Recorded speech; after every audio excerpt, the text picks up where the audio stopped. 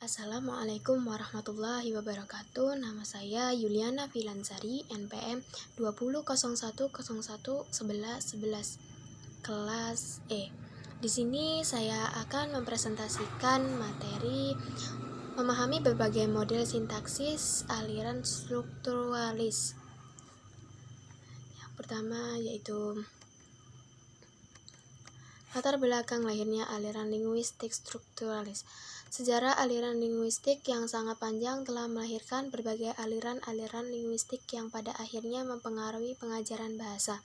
Masing-masing aliran tersebut memiliki pandangan yang berbeda-beda tentang bahasa sehingga melahirkan berbagai tata bahasa. Aliran tradisional telah melahirkan sekumpulan penjelasan dan aturan tata bahasa yang dipakai kurang lebih selama 200 tahun lalu. Menurut para ahli sejarah, tata bahasa yang dilahirkan oleh aliran ini merupakan warisan dari studi preskriptif abad ke-18. Studi preskriptif adalah studi yang pada prinsipnya ingin merumuskan aturan-aturan berbahasa yang benar. Sejak tahun 1930-an sampai akhir tahun 1950-an, aliran linguistik yang paling berpengaruh adalah aliran struktural. Yang kedua yaitu pengertian aliran struktural. Abdul Chair menyatakan bahwa linguistik struktural ialah aliran yang berusaha mendeskripsikan suatu bahasa berdasarkan ciri atau sifat khas yang dimiliki bahasa itu. Aliran struktural adalah sebutan yang diberikan pada paham bahasa yang berlandaskan pada pemikiran behavioristik. Jadi, dengan didasari kepada paham behavioristik, hakikat bahasa itu dipandang dari perwujudan lahiriah. Jadi, di dalam taksonomi gramatika disusun dari tataran terendah berupa fonem, morfem, frase, klausa, sampai tataran tertinggi yang berupa kalimat. Yang ketiga yaitu ciri-ciri aliran struktural. Yang pertama, berlandaskan pada paham behaviorisme. Yang kedua, bahasa berupa ujaran. Yang ketiga, bahasa merupakan sistem tanda atau signify dan signifan yang arbiter dan konvensional. Yang keempat yaitu bahasa merupakan kebiasaan. Yang kelima, kegramatikalan berdasarkan keumuman.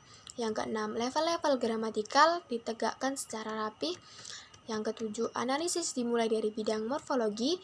Yang kedelapan, bahasa merupakan deret sintakmatik dan paradigmatik. Yang kesembilan, analisis bahasa secara deskriptif. Dan 10, analisis struktur bahasa berdasarkan unsur langsung. Yang keempat yaitu analisis unsur langsung. Analisis unsur langsung merupakan metode analisis yang dikembangkan oleh gramatika struktural sebagai usaha untuk mengungkapkan urutan pembentukan konstruksi, kebebasan, dan menentukan struktur hierarki pembentukan bentuk bahasa yang lebih besar. Yang pertama yaitu kriteria pemenggalan unsur. Menurut Parera dalam bukunya Sintaksis memberikan beberapa kriteria pemenggalan. Yang pertama kriteria kohesi internal, dan yang kedua kriteria makna, yang ketiga kriteria diversitas. Yang kedua penerapan analisis langsung. Teknik analisis unsur langsung dapat digunakan baik untuk menganalisis frase maupun kalimat. Dalam tataran frase, bila frase tersebut hanya terdiri dari dua kata, kita tidak akan mengalami kesulitan untuk mengetahui unsur langsungnya. Tapi apabila lebih dari dua kata, kita harus menentukan dengan ketiga kriteria di atas. Yang kelima yaitu tokoh aliran struktural. Abdul Chair mengatakan bahwa linguistik struktural berusaha mendeskripsikan suatu bahasa berdasarkan ciri atau sifat khas yang dimiliki bahasa itu. Pandangan itu adalah sebagai akibat dari konsep-konsep atau pandangan-pandangan baru terhadap bahasa dan studi bahasa yang dikemukakan oleh bapak linguistik modern, yaitu Ferdinand de Saussure. Linguistik strukturalis memiliki beberapa aliran, yaitu aliran Ferdinand de Saussure, yaitu pandangan dimuat dalam buku tersebut mengenai konsep telah asinkronik dan diakronik, Kedua, perbedaan Langue dan La Parole. Yang ketiga, perbedaan signifian dan signifi. Dan yang keempat, hubungan sintagmatik dan paradigmatik.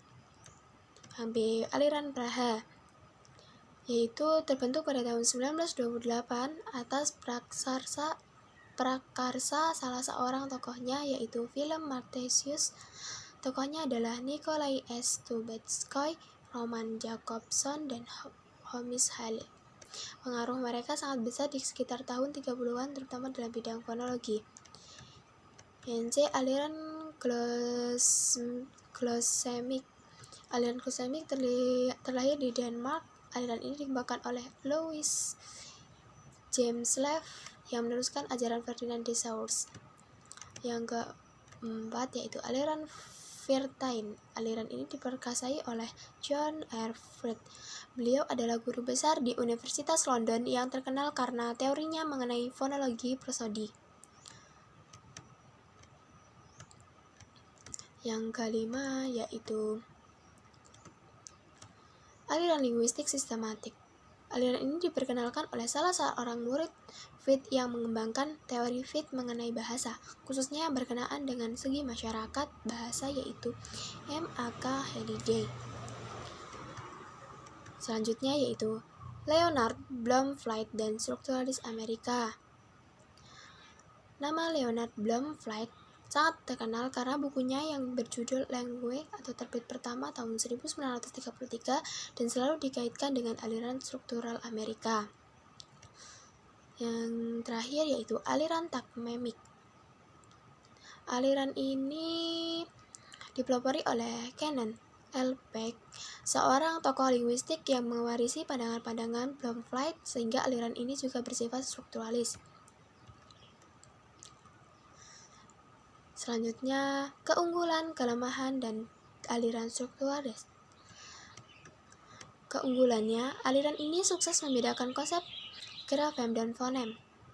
Metode drill and press membentuk keterampilan berbahasa berdasarkan kebiasaan. Kriteria kegramatikalan berdasarkan keumuman sehingga mudah diterima masyarakat awam. Level gramatikalan mulai rapi, mulai dari morfem, kata, frasa, klausa, dan kalimat. Berpijak pada fakta, tidak mereka-reka data. Kelemahannya yaitu bidang morfologi dan sintaksis dipisahkan secara tegas.